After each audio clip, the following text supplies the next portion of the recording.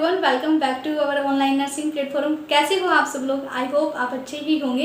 And आज हम एक स्पेसिफिक टॉपिक के बारे में बात करने वाले हैं। वो जो जीएनएम नर्सिंग कर रहे हैं और उनकी क्या एक इनसिक्योरिटी उनको फील हो रही है। बहुत सारे क्वेश्चन आ रहे हैं, दीदी हम जीएनएम करने के बाद में हमें क्या मतलब जॉब सिक्योरिटी कैसी रहेगी। एंड जो जीएनएम कर रहे हैं उनको भी क्या है, ऐसा लग रहा है कि हम कर तो रहे हैं लेकिन इसके बाद में क्या होगा, हम क्या क्या कर सकते हैं, इसके अंदर क्या क्या स्कोप है।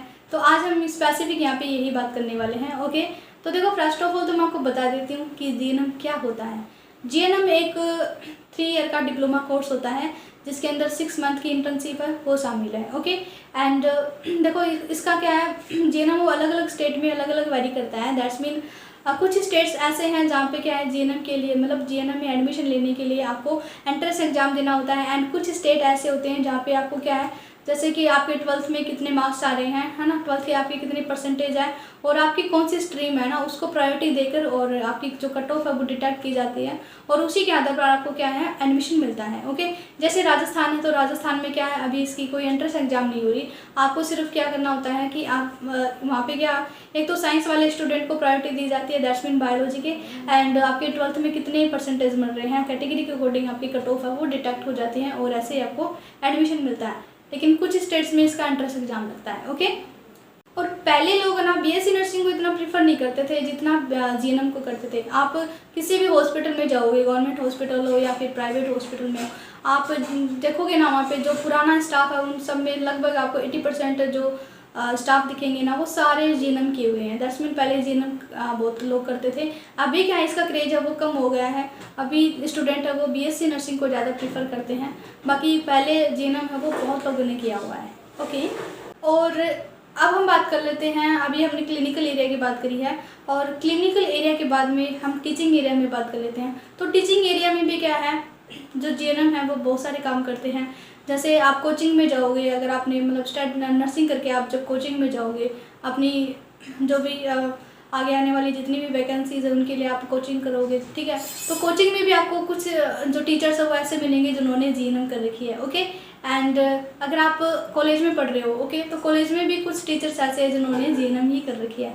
और गवर्नमेंट कॉलेज में तो आपको ऐसे टीचर मिल ही जाएंगे जिन्होंने जीएनएम कर रखी है। तो जीएनएम वो इतना बुरा कोर्स नहीं है। ओके, दैट्स मीन जीएनएम करे हुए चाहे वो स्टूडेंट्स हैं, टीचर्स हैं या फिर स्टाफ नर्स है, सब जगह आपको मिलेंगे। इसका मतलब है कि जीएनएम है वो बुरा कोर्स नहीं है। ओके, उसके बाद में हम ये बात कर लेते हैं कि जीएनएम के बाद में हम क्या क्या कर सकते हैं। देखो, जीएनएम करने के बाद में हमारे पास 2 रास्ते होते हैं।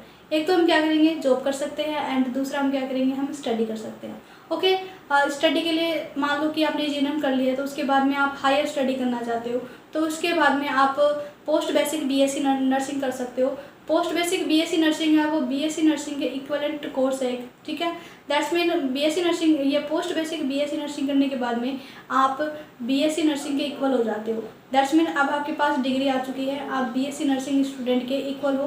बीएससी नर्सिंग वाला जो स्टूडेंट है वो जितनी एग्जाम दे सकता है आप भी उतने ही एग्जाम दे सकते हो। आपके पास भी इतनी ही अपॉर्चुनिटी है जितनी बीएससी नर्सिंग वाले स्टूडेंट के पास है। ओके, एंड बीएससी जो BCom post basic BSc nursing होता है ये एक 18 मंथ का कोर्स होता है। ओके, और मतलब लगभग 2 साल के अंदर ये कंप्लीट हो जाता है और इसी के अंदर क्या है, आपको एक सर्टिफिकेट होता है बीपीसीसीएचएन का, वो कोर्स भी क्या है इसी के अंदर होता है। दैट्स मीन आपको इसका भी क्या है सर्टिफिकेट है वो इसी के साथ में मिल जाता है। ओके, और पोस्ट बेसिक बीएससी नर्सिंग करने के बाद में आप और भी हायर स्टडी करना चाहते हो तो एमएससी नर्सिंग कर सकते हो।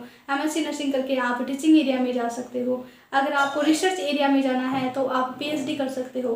दैट्स मीन जीएनएम करने के बाद में आपको हायर स्टडी करनी है तो आप ये कर सकते हो। ओके, एंड उसके बाद में हम बात करते हैं अगर आपको क्लिनिकल एरिया में काम करना है तो क्लिनिकल एरिया में काम करने के लिए आप क्या करोगे। सबसे पहले आप मान लो कि आपने जीएनएम करी है तो जीएनएम करने के बाद में आप प्राइवेट में एंड गवर्नमेंट में दोनों में काम कर सकते हो। अगर आप प्राइवेट में काम करोगे तो मान लो कि मतलब फ्रेशर को भी ले लेते हैं प्राइवेट हॉस्पिटल में, एंड जो बड़े बड़े हॉस्पिटल्स होते हैं, जो स्टैंडर्ड वाले हॉस्पिटल होते हैं, उनमें जीएनएम के साथ में थोड़ा एक्सपीरियंस चाहिए होता है, 1-2 साल का एक्सपीरियंस चाहिए होता है उसके ना। तो फिर आपको क्या है स्टैंडर्ड जैसे कि एम्स है वहाँ पे भी क्या काम करने को मिल जाता है। ओके, उसके बाद में हम बात करते हैं गवर्नमेंट हॉस्पिटल में। गवर्नमेंट हॉस्पिटल में हम कैसे काम कर सकते हैं। गवर्नमेंट हॉस्पिटल में काम करने के लिए आपको आपके लिए क्या है, स्टेट वाइज मतलब क्या बहुत सारी वैकेंसीज आउट होती हैं, ठीक है। जैसे मान लो कि है ना, स्टेट के अकॉर्डिंग हर स्टेट में क्या है, अलग अलग वैकेंसीज आउट होती हैं। सबसे पहले हम बात करते हैं स्टाफ नर्स की। तो स्टेट के अकॉर्डिंग क्या है, एक तो स्टाफ नर्स और इसी को क्या है नर्सिंग ऑफिसर बोला जाता है। आप इसके लिए फॉर्म अप्लाई कर सकते हो, ओके।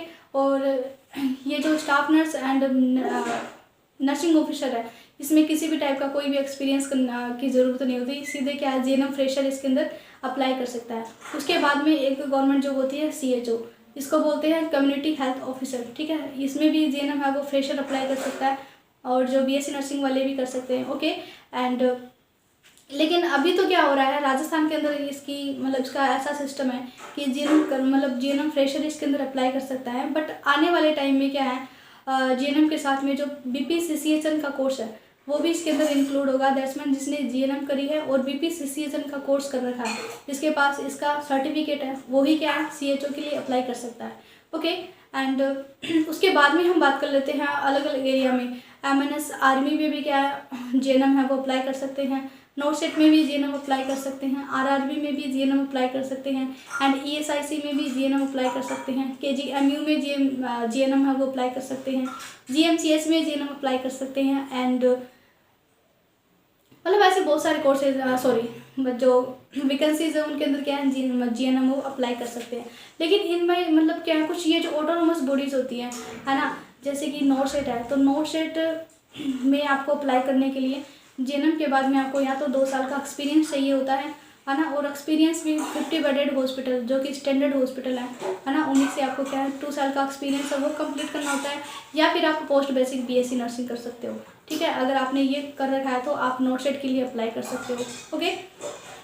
और अभी आरआरबी में आरआरबी में जीएनएम वो सीधा फ्रेशर अप्लाई कर सकता है। बाकी किसी में 1 साल का, किसी में 2 साल का आपको एक्सपीरियंस है वो मांगा जाता है, ओके। इस तरीके से आप क्या है जीएनएम करके भी क्या है आप गवर्नमेंट जॉब, अच्छी वाली जो गवर्नमेंट जॉब, चाहे वो स्टेट की हो चाहे वो सेंट्रल गवर्नमेंट की जो गवर्नमेंट जॉब हो, उनमें आप क्या है अप्लाई कर सकते हो, ओके। और इसके अलावा हम क्या कर सकते हैं, तो देखो जीएनएम करने के बाद में अगर आप abroad that's mean foreign countries में जाना चाहते हो तो फॉरेन कंट्रीज़ में भी जा सकते हो। जापान है, ऑस्ट्रेलिया है, कनाडा है, वहाँ पे भी आप जा सकते हो, ठीक है। और यहाँ पे जाने का जो प्रोसेस है वो आपको अगले वीडियो में बताया जाएगा, ओके। तो ये सब था जीएनएम का स्कोप। बहुत सारे स्टूडेंट हैं उनको ये इनसिक्योरिटी फील हो रही थी, है ना, कि इसमें क्या क्या स्कोप होगा भी या नहीं होगा। तो ये मैंने आपको बता दिया कि क्या क्या इसके अंदर स्कोप हो सकते हैं। सारे बीएससी नर्सिंग वाले जो स्टूडेंट हैं, ठीक है, सब कुछ उनके इक्वल ही होता है। बस आपको क्या करना आता है, अगर आप बीएससी नर्सिंग के इक्वल ही जॉब एंड जो भी हायर स्टडीज़ हैं उनको वो करना चाहते हो तो आपको पोस्ट बेसिक बीएससी नर्सिंग जो कि 2 ईयर का कोर्स होता है वो आपको करना होता है। उसके बाद में आप सब कुछ कर सकते हो, ओके। एंड जॉब के लिए मैंने आपको बता ही दिया है कि फ्रेशर भी अप्लाई कर सकते हैं, ऐसा नहीं है कि जीएनएम है वो फ्रेशर अप्लाई नहीं कर सकते, है ना, ओके। और जो भी स्टूडेंट जो जीएनएम चाहे वो फर्स्ट ईयर में है, सेकेंड ईयर में, थर्ड ईयर में है, अगर आपको नोट्स चाहिए तो आप क्या कर सकते हो, हमारा जो टेलीग्राम चैनल है वहाँ पे ज्वाइन करके और आप नोट्स है वो मंगवा सकते हैं। And GNM first year, second year and third year तीनों की क्या है क्लासेस भी लग रही है, ओके। तो अगर आपको क्लासेस में पढ़ना है तो आप बिल्कुल हमारा जो चैनल है वो सब्सक्राइब कीजिए और क्लासेस में पढ़ने का मज़ा लीजिए, ओके। Bye bye.